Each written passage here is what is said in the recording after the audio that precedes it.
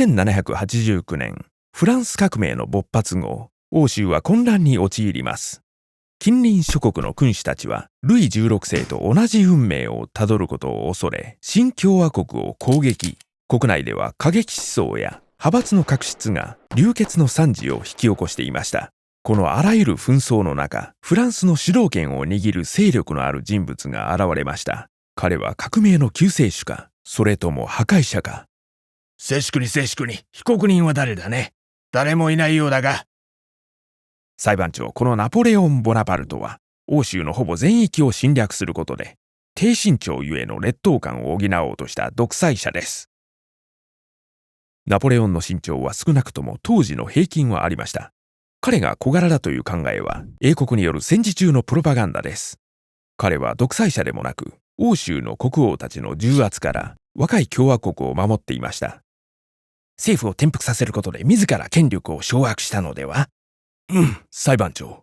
若くして成功を収めた軍人、ナポレオンはフランス革命を支持し、自由、平等、友愛の理念を掲げていました。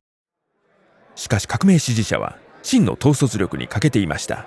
最初に実権を握ったロベスピエールとジャコバン派は恐怖政治を行い、反カトリックの過激思想で逆らう者を次々と処刑していきました。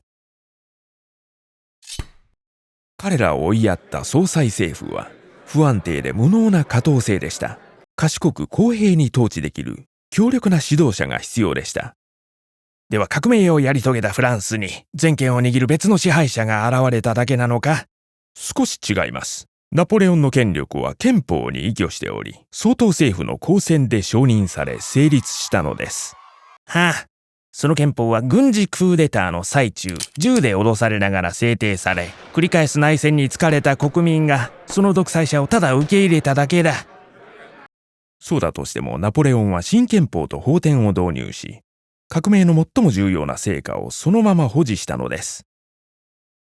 宗教の自由、世襲特権の廃止、法の下で全ての人、メンは平等である。全ての男、メン、まさしく。革命により与えられた女性の権利を彼は奪い、フランスの植民地では奴隷制を復活させた。ハイチは数世紀を経た今でも立ち直っていない。その何が平等だと？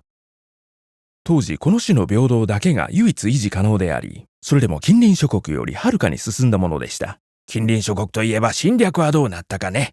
良い質問です、裁判長。何の侵略についてのお話でしょう。近隣諸国こそがフランスを侵略し、王政を復活させて、欧州に広がる自由化の波を阻止しようと2度も企てました。ナポレオンが実権を握る前のことです。彼は軍人、将軍としてフランスを防衛しますが、攻撃は最強の防御だと知っていました。欧州全土への攻撃だったのでは？1802年に平和は約束され、他の欧州列強はフランスの新政権を承認しました。しかしボナパルトは欧州全土を掌握するまでは安心できず、戦いしか考えられませんでした。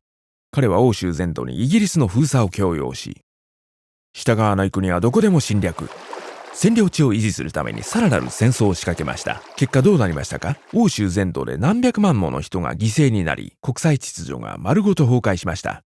別の成果も忘れてはなりません。自由と民主主義の思想が欧州全土に普及しました。ナポレオンのおかげで欧州は封建制度と宗教により、領土が混沌とした寄せ集めの状態から、効率的かつモダンで宗教にとらわれず、人々はかつてないほど強い権力を持つ国民国家へと変わりました。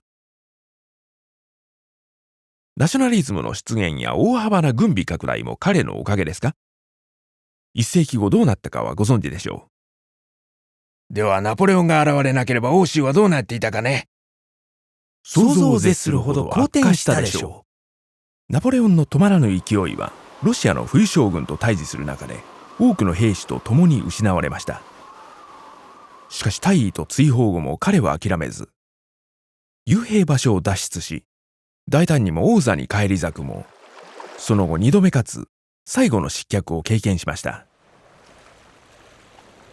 ボナパルトは矛盾に満ちた支配者で、絶対的な独裁政治により大衆革命を守り、帝国戦争を通して自由の理念を普及し、欧州制覇の夢は叶わなかったものの、大きな影響を与えました。良くも悪くも歴史がお好きな方はぜひチャンネル登録をお願いします。ジュリアス・シーザーに対する陰謀からバナナの暗い歴史まで、毎週様々なアニメーションを公開しています。